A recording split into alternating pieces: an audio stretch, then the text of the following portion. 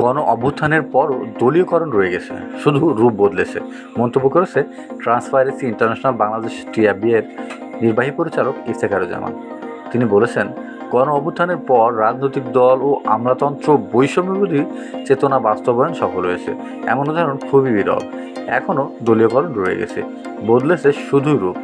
শুক্রবার রাজধানীর ধানমন্ডি টিবিআই কার্যালয়ে নির্বাচন বিষয়ক এক সাংবাদিক সন্ধ্যাক্ষণ কর্মশালা উদ্বোধনী অনুষ্ঠানে এমনই মন্তব্য করেন তিনি।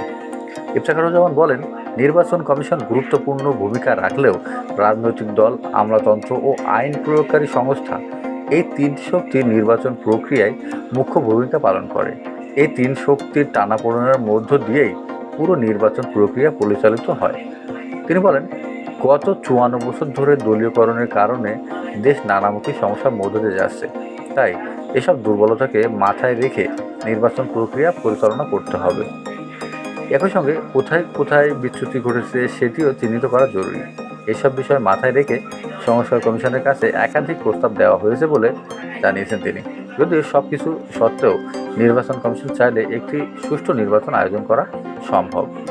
এদিকে চট্টগ্রামের সীতাকুণ্ডে এক কর্মীকে দল থেকে বহিষ্কার করেছে জামাত ইসলামী। ইউনিয়ন আওয়ামী লীগের এক নেতাকে থানা থেকে ছাড়িয়ে নিতে জামাত নেতার এই চেষ্টাকে ফেসবুক লাইভে এসে এমন অভিযোগ তোলার পর তাকে বহিষ্কার করা হয়। গত বুধবার রাতে বহিষ্কারের ঘটনাটি ঘটলেও গতকাল বৃহস্পতিবার বিষয়টি জানাজানি হয়েছে। দল থেকে বহিষ্কার করা ওই ব্যক্তির নাম রুবেল আনসারি। তিনি সীতাকুণ্ডে পৌরসভার ৭ নম্বর ওয়ার্ডের কর্মী ছিলেন। সংবাদ বিজ্ঞপ্তি দিয়ে রুবেল আনসারিকে বহিষ্কার বিষয়টি জানিয়েছে দলটির উপজেলা শাখা।